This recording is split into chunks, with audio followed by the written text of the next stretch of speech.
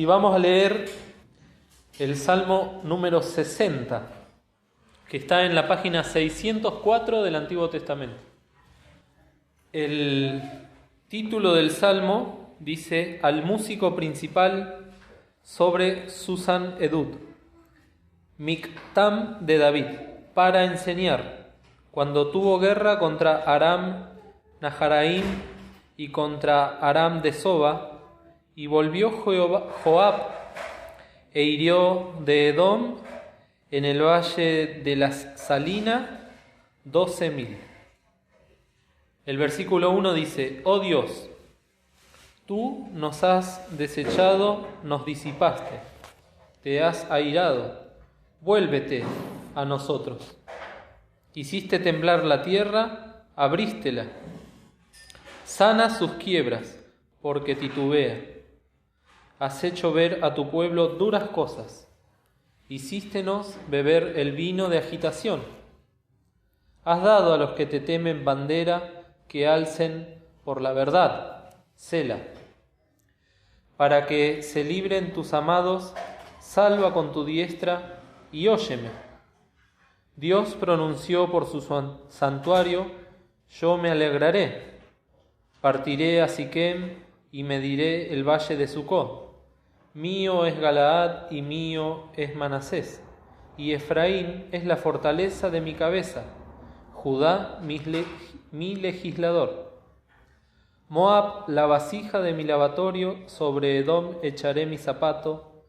Haz júbilo sobre mí, oh Palestina. ¿Quién me llevará a la ciudad fortalecida? ¿Quién me llevará hasta Idumea?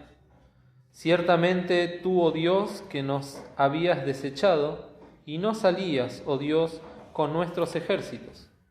Danos socorro contra el enemigo, que vana es la salud de los hombres.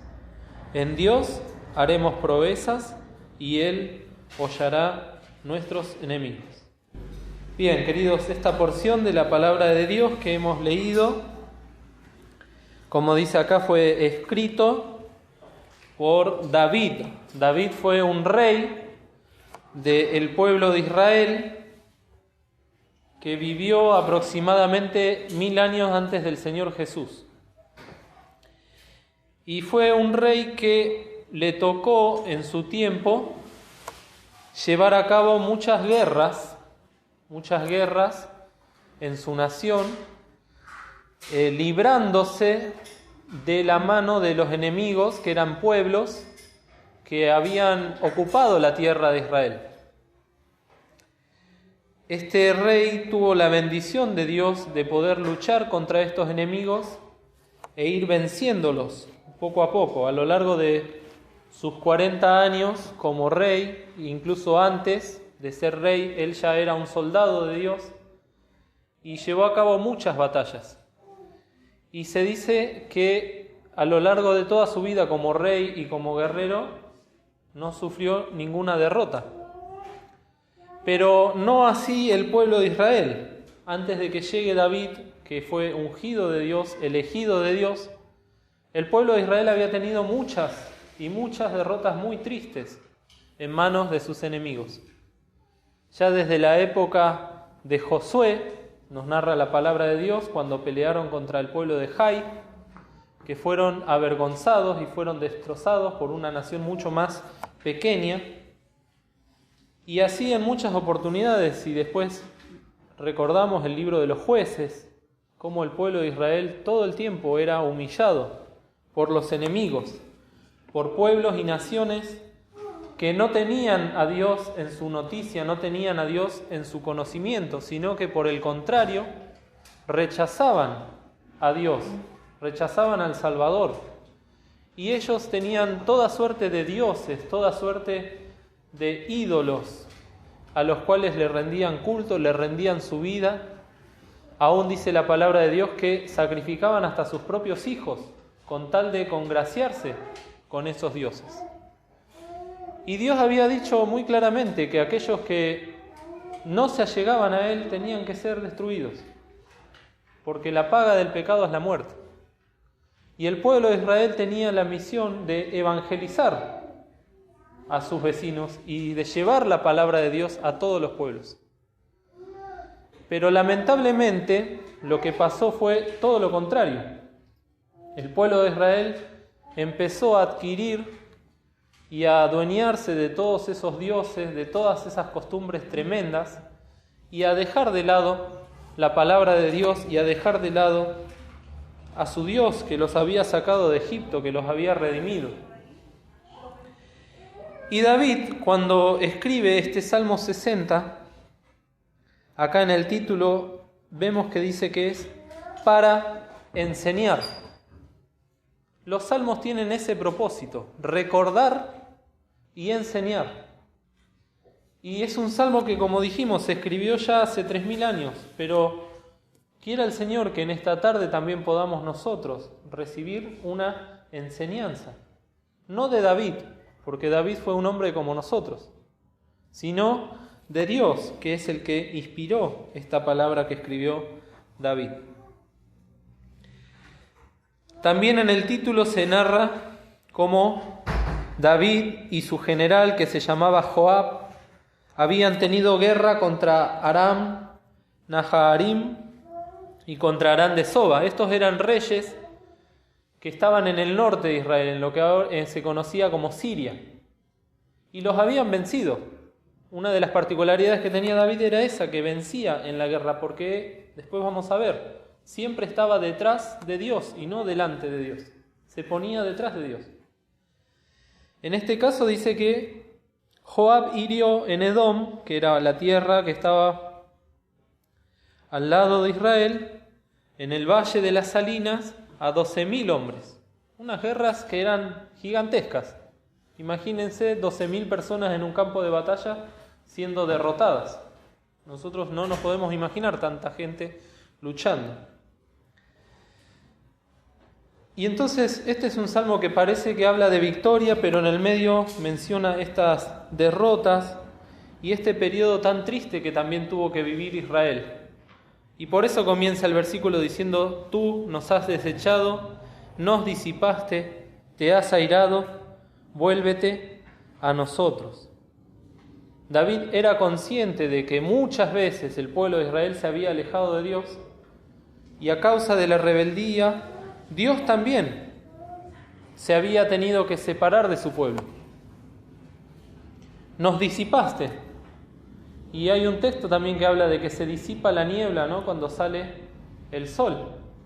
Nosotros muchas veces a la mañana, los que nos toca madrugar, vemos como muchas veces amanece toda la neblina, que no se puede ver ni a media cuadra, pero después cuando empieza a salir el sol, esa niebla se disipa, empieza a desaparecer. El pueblo de Israel también, por un momento llegó a punto de desaparecer de la tierra. El pueblo de Efraín, la tribu de Efraín, estuvo a punto de desaparecer, o de Benjamín creo que era, en el libro de los jueces. Entonces, estas cosas eran reales, eran cosas que las vivieron en carne propia. Por eso también dice más adelante en el versículo 3, hicístenos beber el vino de la agitación y has hecho ver a tu pueblo duras cosas. Habíamos dicho hace unas reuniones atrás que el pacto que Dios había tenido con el pueblo de Israel era un pacto condicional. ¿Se acuerdan? Que habíamos dicho que Dios le proponía al pueblo condiciones. Él iba a ser su Dios, iba a estar delante de ellos, los iba a salvar, los iba a proteger y los iba a bendecir, siempre y cuando el pueblo siga a Dios y lo ame de todo corazón. En realidad eran condiciones muy sencillas: seguir la voluntad de Dios y amar a Dios. Pero el pueblo, como dijimos, muchas veces no lo hizo. Y David, que amaba a Dios, pero también amaba a su pueblo, por eso era un rey tan precioso, no era un déspota como se suele decir ahora de los gobernantes, que se sientan en sus sillones y roban y gobiernan mal y buscan su propio beneficio, sino que David lloraba por su pueblo, lo amaba a Israel. Y por eso le pide a Dios: sana sus quiebras porque titubea. Pedía a Dios salvación, pedía a Dios sanidad. Él estaba en comunión con Dios y ya había adquirido la salvación, pero deseaba ver que también su pueblo, sus hermanos israelitas, sean salvos. En el versículo 5 dice: para que se libren tus amados, salva con tu diestra. Y óyeme. David oraba a Dios, le pedía a Dios que lo oiga, que lo escuche, con el fin de que sean librados, de que sean salvados. El versículo 4 es muy conocido por nosotros, por aquellos que hemos nacido en esta iglesia y dentro de la comunión de iglesias que sustentan el testimonio Filadelfia. Lo podríamos decir de memoria: has dado a los que te temen bandera que alcen por la verdad. Y este versículo 4, dentro del Salmo 60, es un punto de quiebre, un punto de inflexión. Porque vemos por un lado la destrucción o la casi destrucción del pueblo de Israel, la furia de Dios contra aquellos que se rebelaron contra Él. Y luego del versículo 5 en adelante viene la salvación, viene la redención, viene la liberación de Israel. Pero para eso primeramente tuvo que haber una experiencia, y que está narrada acá, en este versículo 4. Has dado a los que te temen bandera que alcen por la verdad. Luego vamos a meditar en este versículo, pero después continúa, ¿no es cierto?, el versículo 6, donde se nos muestra lo que Dios habla. Dios pronunció por su santuario: yo me alegraré. David estaba diciendo en este versículo que Dios habló, que Dios les habló a ellos. Y eso nosotros quizás estamos acostumbrados a escucharlo desde que somos chiquitos, de que Dios nos habla, de que Dios nos quiere decir cosas, nos quiere contar a través de su palabra. Y a muchos se nos hace común esto, se nos hace algo corriente. Pero no es nada común y nada corriente que Dios le hable al hombre, que Dios le hable a las personas. No desde que el hombre cayó en pecado, no desde que Adán y Eva pecaron, porque antes de que caigan en pecado hablaban con Dios, estaban en comunión con Dios, conversaban con Dios. Dios les hablaba, ellos les respondían, tenían una comunión perfecta. Cuando el hombre pecó, esa comunión, esa relación con Dios se quebró, se partió. Pero Dios siempre buscó de hablar al hombre. Y eso es algo precioso. Y es algo que no tiene que dejar de sorprendernos, no tiene que dejar de llamarnos la atención. Y tenemos que ver en eso la misericordia de Dios, de que se acerque a hablarnos a nosotros, que somos pobres y miserables pecadores. Marco ayer decía en la reunión de jóvenes: ¿quiénes crucificaron al Señor Jesús en la cruz del Calvario? Los hombres, la raza humana, no los judíos, no los romanos, el ser humano rechaza a Dios. Y sin embargo Dios, como dice acá en el versículo 6, pronunció por su santuario: yo, dice David, me alegraré. Y nosotros también en esta tarde deberíamos sentir esa alegría, esa experiencia que sintió David, de que Dios nos habla o nos quiere hablar. Ahora nosotros también tenemos que poner el oído y el corazón para escuchar. Y luego va a venir la alegría, ciertamente. Después dice: partiré a Siquén, esto lo está diciendo Dios, y mediré el valle de Sucot. Mío es Galaad y mío Manasés, y Efraín es la fortaleza de mi cabeza, Judá mi legislador. En pocas palabras, para que entendamos estos versículos, está nombrando las ciudades principales de Israel, de todo Israel, desde el norte al sur, del este al oeste. ¿Y qué está diciendo Dios? Que todo eso es de Él. Si bien había soldados que tenían que pelear para defenderlos, si bien había reyes como David que tenían que tener la misión de luchar, Dios recordaba que todo eso es de Él. Después David lo entendió y dijo: todo es tuyo, y lo recibido de tu mano te damos. Dios estaba pronunciando esas palabras que le provocaron a David alegría, que todo era de él. Él lo había medido, él lo había pesado. Es la fortaleza de mi cabeza, Efraín, Judá mi legislador.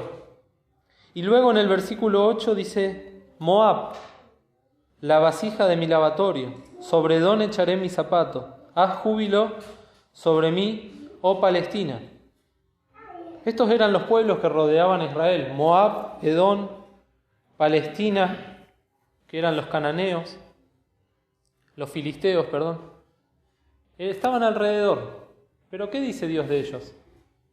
Que eran cosas que, humanamente hablando, la vasija de mi lavatorio, al punto tal de que ellos temblaban de miedo frente a los moabitas, pero para Dios era la vasija de mi lavatorio. Sobre Edom, el otro pueblo que atacaba tanto a Israel, echaré mi zapato, como si nosotros llegamos a casa y tiramos las zapatillas en una alfombra, ¿no? O en una caja o en un cajón. Y haz júbilo sobre mí, oh Palestina, el grito de júbilo, quizás de miedo, sobre los filisteos que también tanto habían lastimado a Israel. ¿Quién me llevará a la ciudad fortalecida? ¿Quién me llevará hasta Idumea? Ciertamente tú, oh Dios, que nos habías desechado y no salías, oh Dios, con nuestros ejércitos.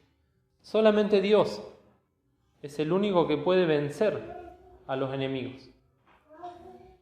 Los enemigos que muchas veces son de afuera, que muchas veces son aún de nuestra familia, los enemigos que están en el trabajo, los enemigos que están en la escuela. ¿Y por qué son enemigos? Porque no son amigos de Dios. Y nosotros lo que buscamos es ser amigos de Dios. Y Dios busca ser nuestro amigo. Ahora, el que no tiene a Dios en su noticia, el que no tiene a Dios en su corazón, por más que sea una persona simpática, por más que sea una persona buena, una persona agradable, en lo más profundo de su corazón está rechazando a Dios, que le está extendiendo su mano y está queriendo ser su amigo. Y por lo tanto, se constituye enemigo de Dios. Esas cosas al Hijo de Dios, como escuchábamos hoy y leíamos en la cena, muchas veces van a producir tristezas, muchas veces van a producir tribulaciones, persecución, angustia, desnudez, hambre, cuchillo y tantas otras cosas que están mencionadas en el libro de los Romanos. Pero de todas esas cosas el Señor está pronto para librarnos. En el versículo 11 dice: danos socorro contra el enemigo, que vana es la salud de los hombres. ¿Quién es el que da el socorro contra los enemigos? El Señor. ¿Dónde venció el Señor a los enemigos?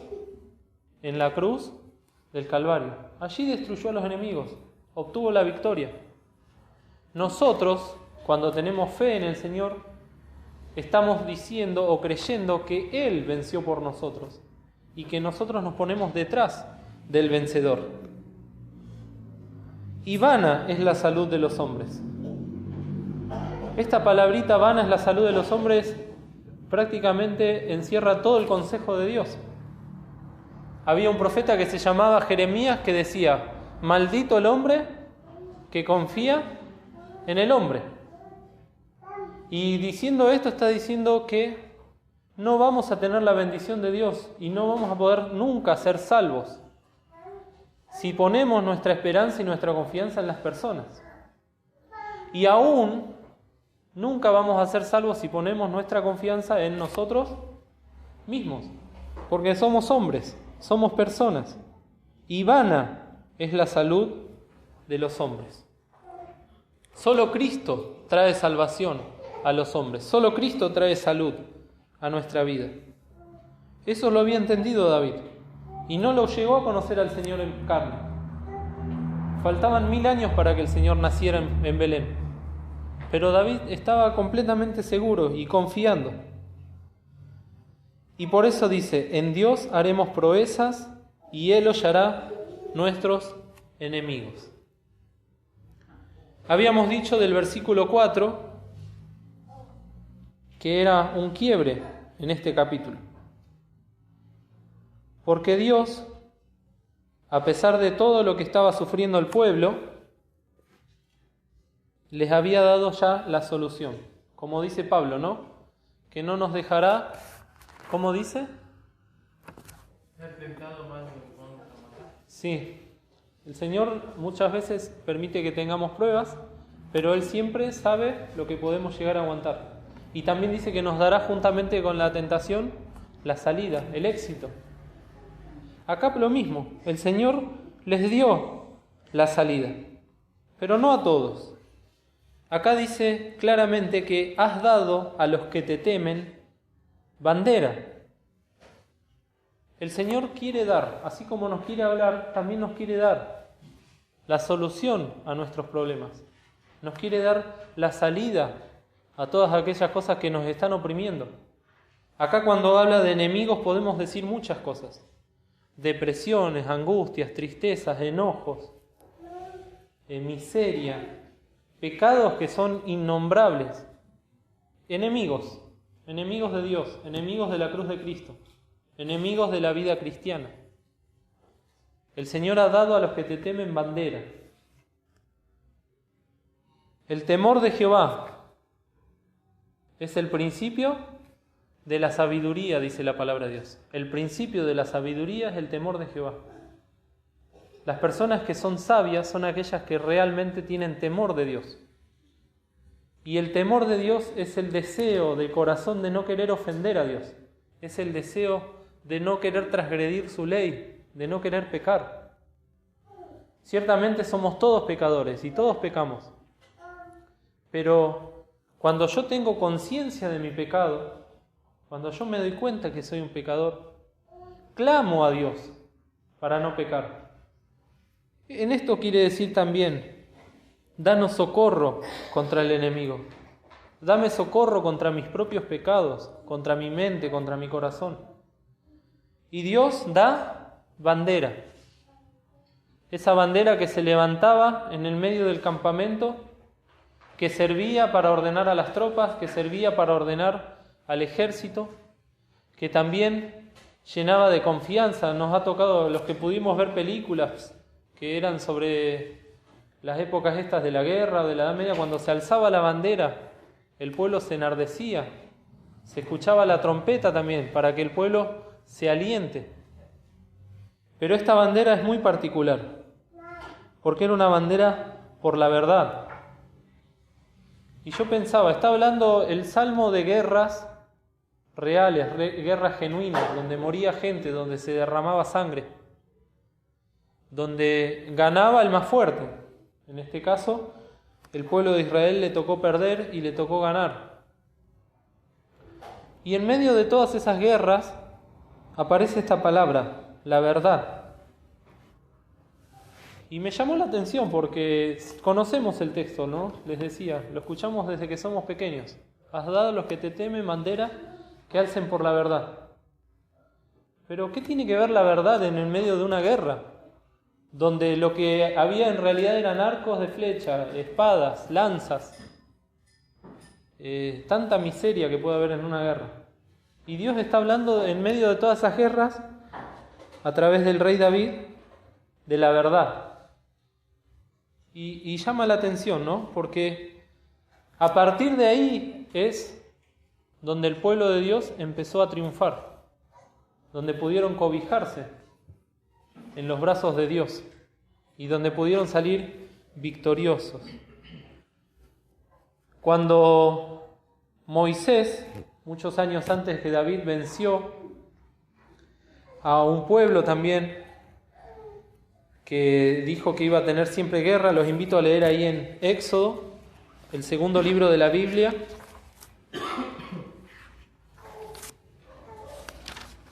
Capítulo 17. Amalek.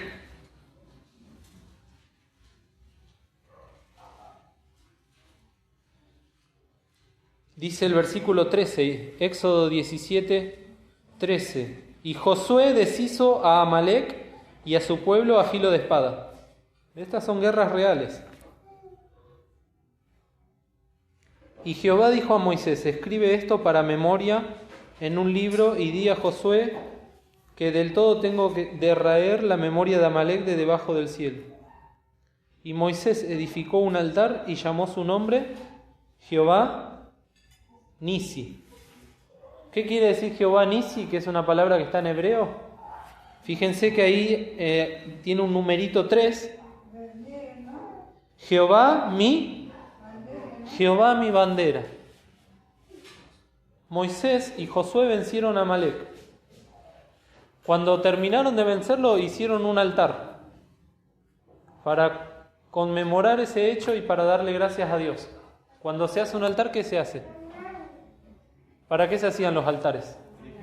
Sacrificio. Un altar es una montañita de piedras, se ponían ramitas, paja, se prendía fuego y se sacrificaba un animalito, un cordero. Ese corderito representaba al Señor Jesús, que un día iba a morir por nosotros en la cruz. Y Moisés dijo: Jehová Nisi, Jehová mi bandera. Y le estaba diciendo a todos: acá está nuestra bandera, que es Dios. Jehová es mi bandera. Luego David dice: has dado a los que te temen bandera. ¿Y la bandera quién es entonces? Es Dios. Es el Salvador. Es el Señor Jesús. Entonces, ya en ese tiempo ellos levantaban esa bandera.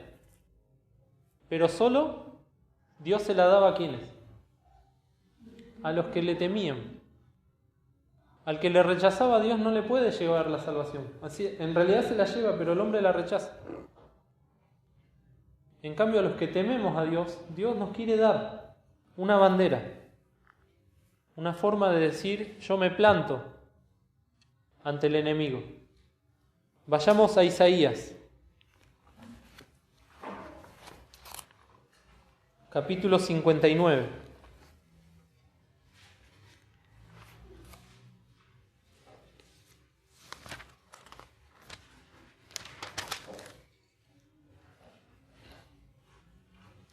El versículo 19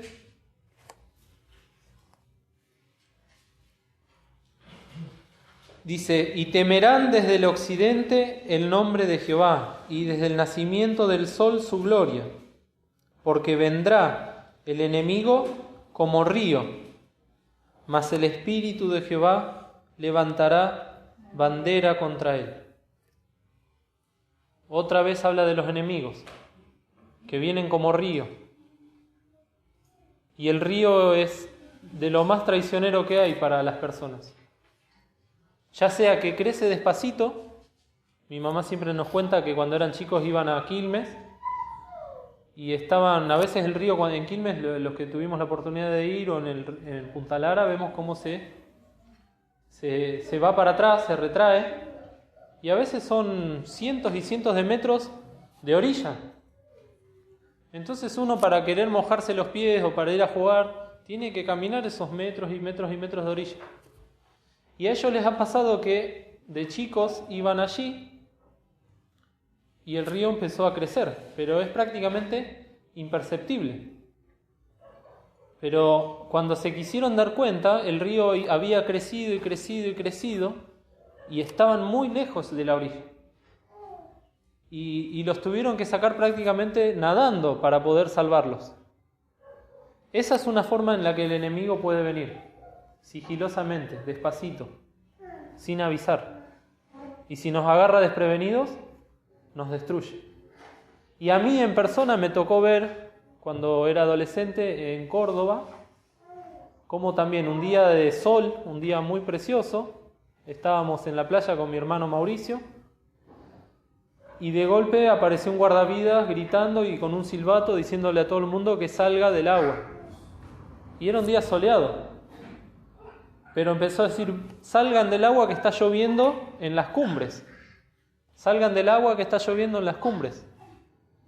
Y no terminó de decir eso, que los que estábamos escuchando pudimos sacar las cosas, porque uno, ¿qué hace? Lleva la sombrilla, lleva la matera, estábamos con mi sobrino Esteban, que era chiquitito, y empezamos a levantar todo así, y los que no estaban apercibidos, de golpe, de la nada, en un día soleado, empezó a llenarse el agua y empezó a venir el agua con una furia que se llevó sombrillas, se llevó reposeras, mucha gente no pudo sacar sus pertenencias y se las llevó el agua.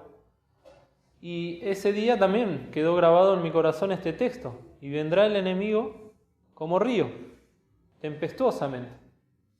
Pero acá no nos habla solamente del enemigo, sino que dice: más el Espíritu de Jehová, el Espíritu Santo de Dios, levantará bandera contra él. Algo que se planta, algo que no va a ser derribado, algo que no va a ser tirado abajo por el agua, por la tempestad del enemigo. Y sabemos entonces que la bandera de Dios es de verdad, es por la verdad. Has dado a los que te temen bandera que alcen por la verdad. Y yo decía, en estos tiempos que estamos viviendo ahora, si la bandera que levanta Dios es por la verdad, ¿cuál será el ataque que el enemigo quiere meter en los corazones de las personas? La mentira. Porque si Dios combate al enemigo con verdad, quiere decir que el enemigo ataca ¿con qué? Con mentira. Y esa es la gran arma del diablo. No son las espadas, no son los cuchillos, no son las armas, no es el hambre, es la mentira. Porque con la mentira engañó a Adán y Eva. Y con la mentira engaña a toda la humanidad. Al punto tal de que todos están ciegos y no pueden ver que están perdidos y que son pobres y miserables pecadores. Ese es el arma del diablo. Pero Dios levantó bandera en los que le temen, que alcen por la verdad. El hijo de David se llamó Salomón y escribió un libro que se llamó el libro de los Proverbios. Veamos lo que dice Proverbios 23:23.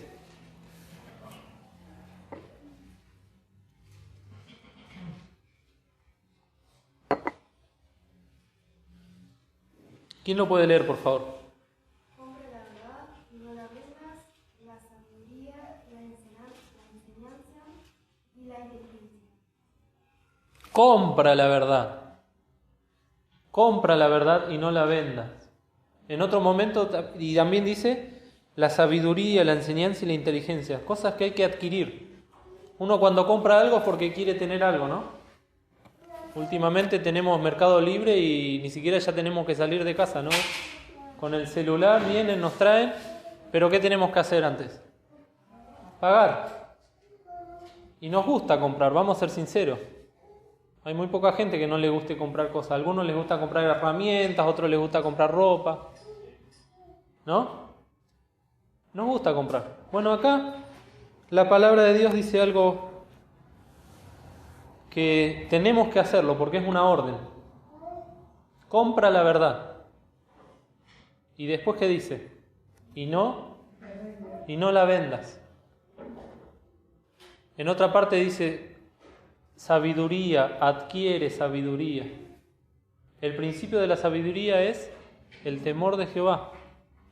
Y la verdad, esta palabra que Dios levanta para combatir a las huestes del enemigo, Dios dice, comprala y no la vendas, no la desprecies, no la rechaces, comprala. Y son cosas que físicamente o monetariamente no tienen precio. Porque si fuese por oro, como dice, sería, ¿cómo dice el himno? Si fuese por oro, sería un negocio. Si fuese por dinero, algunos se salvarían y otros se perderían. Hay gente muy pobre en el mundo. Esa gente no tendría la capacidad monetaria de comprar la verdad, de comprar la salvación. Cuando nos está hablando acá, nos está hablando de algo que tenemos que adquirir y que tenemos que pagar un precio, Pero ese precio no es con dinero ni con plata. En Isaías, el capítulo 55, se los leo yo, dice: a todos los sedientos, venid a las aguas, y los que no tienen dinero, venid, comprad y comed. Venid, comprad sin dinero y sin precio vino y leche. El Señor está invitando. Compra la verdad y no la vendas.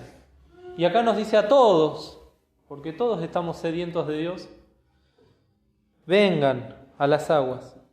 El Señor Jesús dijo: yo soy el agua viva. Y los que no tienen dinero, no importa, vengan, compren y coman. El Señor Jesús dijo: yo soy el pan de vida. Venid y comprad sin dinero y sin precio vino y leche.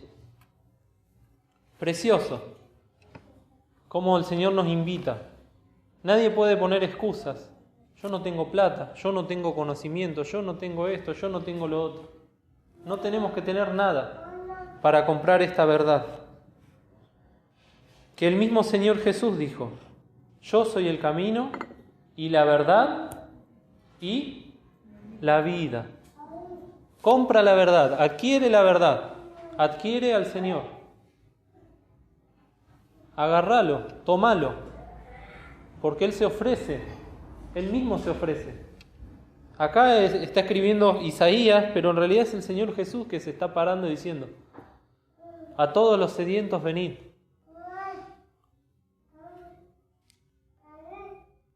El Espíritu Santo es llamado el Espíritu de verdad también, que es el que ahora nos está hablando a través de la palabra de Dios. Y nos está diciendo: compra la verdad y no la vendas. Has dado a los que te temen bandera que alcen por la verdad, porque el enemigo viene con mentiras. ¿Cuántas mentiras? Que, como se decía ayer en la reunión de jóvenes también, desde chicos se nos están metiendo en la cabeza, se nos meten en el corazón. Ideas, conceptos, costumbres, ideologías. Todo mentiras, porque no está de acorde a la palabra de Dios. Cristo dijo: yo soy la verdad. Nadie más lo pudo decir.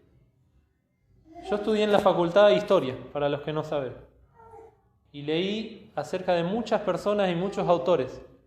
Ninguno pudo decir: yo soy la verdad, y mucho menos el camino, la verdad y la vida. Ninguno, solamente Jesús. Y el mismo Jesús dio testimonio del Espíritu Santo diciendo: el Espíritu de verdad. También ahí en Juan 14. Y luego en Juan 17 dice: santifícalos en tu verdad. ¿Y cómo sigue? Tu palabra es verdad.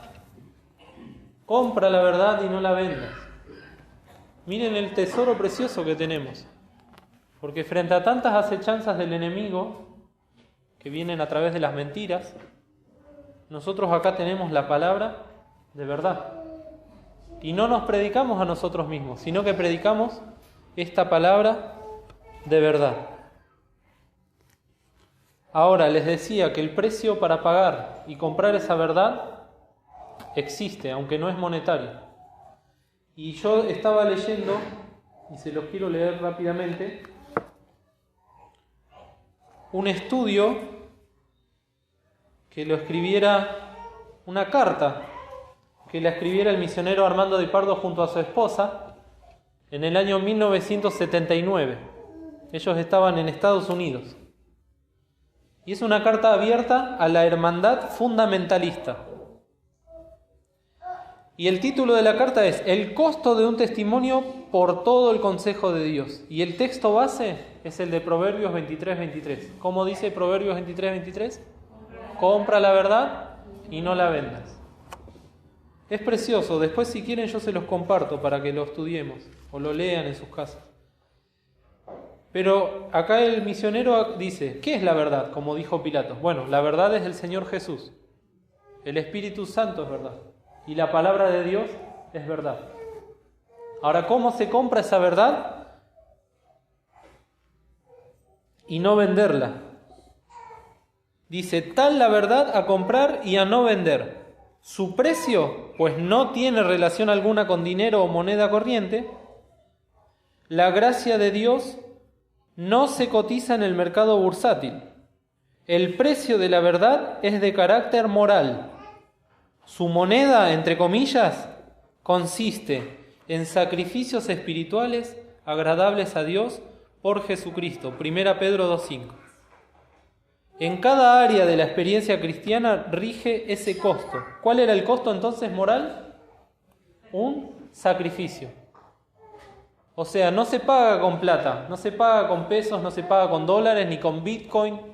Se paga con un sacrificio moral, algo espiritual. En cada área de la experiencia cristiana rige ese costo como un principio fundamental. Primero, para la salvación. Compra la verdad y no la vendas para ser salvo, para no irte al infierno. Que es, la salvación es por pura y sola gracia. Sin embargo, cada pecador debe comprarla al precio de arrepentimiento y fe. ¿Hay que pagar un precio? Sí. La salvación la pagó Cristo en la cruz. Ahora nosotros tenemos que pagar un precio. Y que implica arrepentimiento y fe. Hechos 20:21.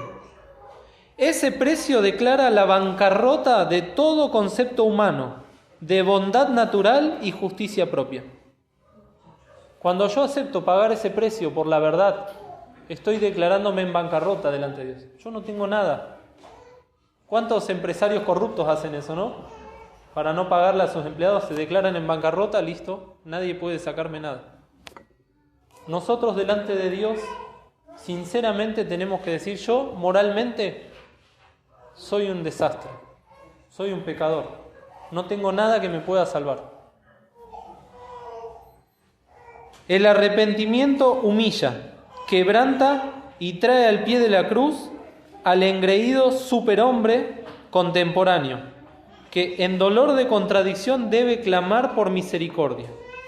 La fe en el Señor Jesucristo obliga a negar toda otra idea o concepto propio o ajeno sobre el verdadero camino de salvación y trae al alma arrepentida a depositar plena y sola confianza en la persona del Redentor y en su sangre preciosa derramada por nuestros pecados. La conecta así con el Espíritu Santo para ser nacida de nuevo. Ese es el precio que hay que pagar para ser salvo. Compra la verdad y no la venda. ¿Qué tengo que hacer?, le preguntaron a Pedro para ser salvo. Arrepentimiento para con Dios y la fe en nuestro Señor Jesucristo. Pero la verdad también implica a aquellos que somos hijos de Dios. Y nos habla de la santificación. Compra la verdad y no la vendas. Implica también la santificación de nuestras vidas.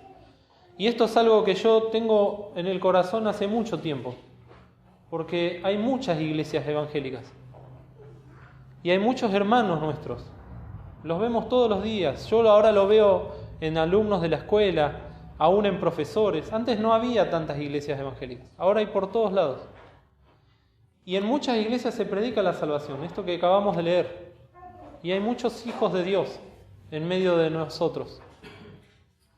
Pero no se sigue avanzando con esto de comprar la verdad. Y en muchas de las iglesias ni aún, como se decía hoy de Apolos, ¿no?, ni aún hemos escuchado que hay Espíritu Santo, ni aún hemos escuchado que hay que tener santidad de vida, apartarse del pecado. La santificación también tiene su precio para el renacido. En Romanos 6:22 leemos: librados del pecado y hechos siervos a Dios, tenéis por vuestro fruto la santificación. Ser hechos siervos, es decir, esclavos de Dios. Tal es el precio que el Espíritu Santo requiere pagar. Llevad mi yugo sobre vosotros, dijo el Señor. Humillados bajo la poderosa mano de Dios, ordena la Escritura. Todo albedrío, todo orgullo, esto de los hijos de Dios, son traídos a rendición si hemos de gustar la vida en abundancia, en profundidad de comunión, fruto y poder del Espíritu.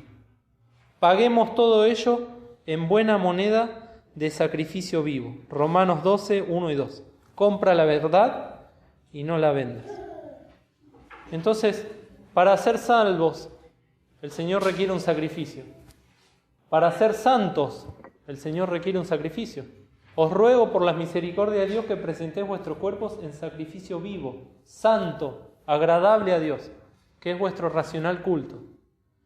Y luego nos habla de la fidelidad. Ya soy salvo, anhelo ser santo. Ahora el Señor me pide ser fiel a lo que Él me manda. Fidelidad, y con esto terminamos. En el extremo de la línea reclama el precio que la verdad exige, especialmente en estos postreros tiempos, en estos últimos tiempos, de apostasía y enfriamiento de la caridad. Dice la palabra, no os juntéis en yugo con los infieles. Es un mandato indiscutible que no puede ser comprometido en ninguna de sus esferas de aplicación cristiana, ya sea en el plano individual como en el plano eclesial. Esto implica separación de modernismos y ecumenismos y de otras organizaciones que los sustentan, también de las amistades, de las posiciones en las iglesias, de las jerarquías, de los templos, de los privilegios. Todo está incluido en este precio que hay que pagar si queremos ser fieles a Dios. Salgamos pues a Él, a Cristo, llevando su vituperio, su sacrificio. No se debe vender la verdad por mantener posiciones eclesiásticas, ni por miserables monedas de plata, ni platos de lentejas. Compra la verdad y no la vendas, ordena el Señor en sus palabras santísimas. Tenemos hermanos nuestros que están en la denominación. Tenemos que presentarles la palabra de verdad. Para eso el Señor nos llamó y nos dio la bandera que alcemos por la verdad. Muchos hermanos están en la mentira, están siendo engañados. El Señor a mí me puso eso en el corazón. ¿Cómo hago para sacarlos de ahí? A mí me dio esta palabra que no es mía, pero la tomo del Espíritu Santo. Y le doy gracias, me alegro como se alegraba David. Ahora, ¿a cuántas personas, a cuántos pastores, a cuántos hermanos se le ha predicado esta palabra? Desde el año 1966 en adelante. Y muchos no quisieron pagar el precio de la fidelidad. Pagaron el precio de la salvación, pagan el precio de la salvación, de la santidad, pero cuando llega el momento de pagar el precio de la fidelidad, hasta acá llegué, hasta acá te doy mi corazón, Señor, más no puedo. Sigue el estudio y es precioso todo lo que el Señor nos pide. Y Pablo decía, no he rehuido de darles todo el consejo de Dios. ¿Cuántas cosas que el Señor nos quiere enseñar y cuántas cosas que el Señor nos pide? Aunque Él ya lo dio todo. A nosotros solamente nos dice, compra la verdad y no la vendas. Si hay alguien en esta tarde que escuchó la palabra de Dios, que se da cuenta de que está viviendo en un mundo de mentiras y necesita esa verdad. Si hay un hijo de Dios que se da cuenta de que está viviendo una mentira propia, engañándose a sí mismo, creyéndote que está viviendo agradando a Dios y no lo está, compre la verdad. El Señor nos invita para que no le rechacemos, para que podamos, como dice el estudio, pagar ese precio que hay que pagar por la verdad. ¿Va a doler? Es posible porque es un sacrificio y no hay sacrificio sin dolor. Pero luego vienen las bendiciones que van desde la vida eterna cuando somos salvos hasta ser galardonados del Señor, que no nos pide mucho porque dice que en lo poco has sido fiel, sobre mucho te pondré. Que el Señor nos bendiga, perdonen que nos hemos demorado un poco.